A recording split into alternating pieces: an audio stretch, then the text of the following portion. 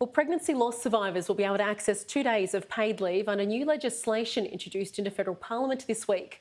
Samantha Payne is miscarriage awareness advocate and CEO of Pink Elephants. She joins me live now. Samantha, thanks for your time. What exactly does this mean? This provides so much validation for our community. This says you're entitled to grieve the loss of your baby. Without access to bereavement or compassionate leave, for too many years now, our community have felt isolated and not validated in their grief, which leads to very real poor mental health outcomes such as anxiety, depression, and post traumatic stress disorder. Is 2 days enough though?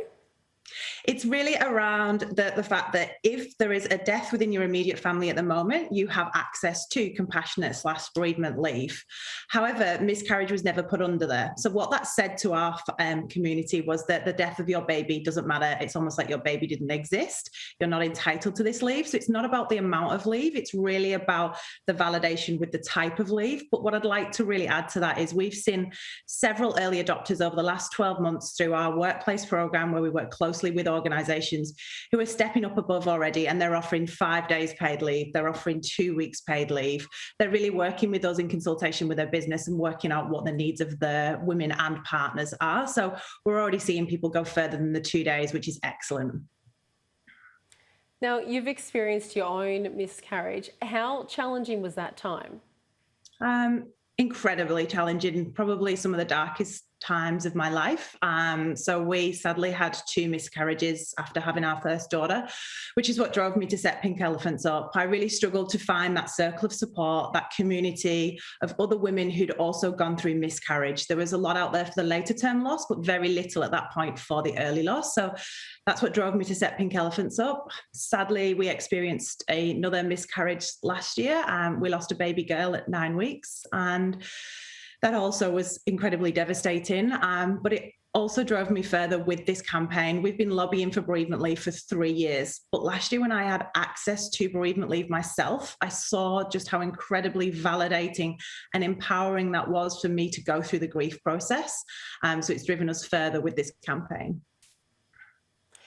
There has been somewhat of a stigma around miscarriages, but I know even with my own friends in recent times who have gone through that process, there seems to be a bit of a shift and people are talking about this a lot more.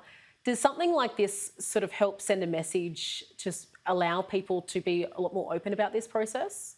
Yeah, absolutely. If we zoom out of the policy change, what this does culturally, this is real profound social impact. What we're doing is we're opening up a conversation around miscarriage. We're putting miscarriage in the spotlight. We're talking about it on news like this. 5 years ago, this just did not happen. We're seeing a big trend towards people using their voice and sharing their stories of pregnancy loss and miscarriage on social media.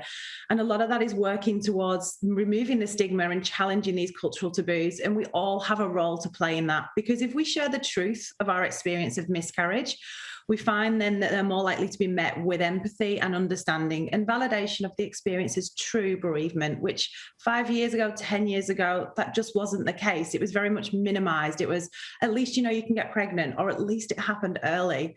And I know personally I received, well, at least you already have a daughter.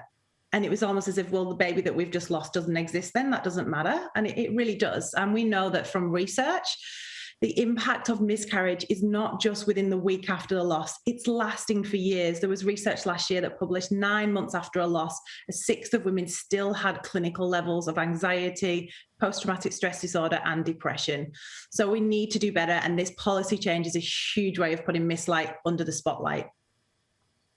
Samantha, just finally, if you do know someone who has gone through miscarriage recently, what's the best way you can support them? Just be there for them. Tell them that you're there for them. You're ready to listen to them. You're ready to go for a walk, have a coffee with them.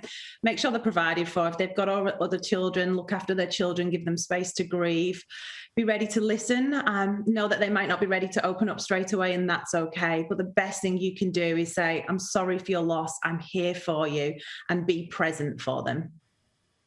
Samantha Payne, thanks very much for your time. Thank you.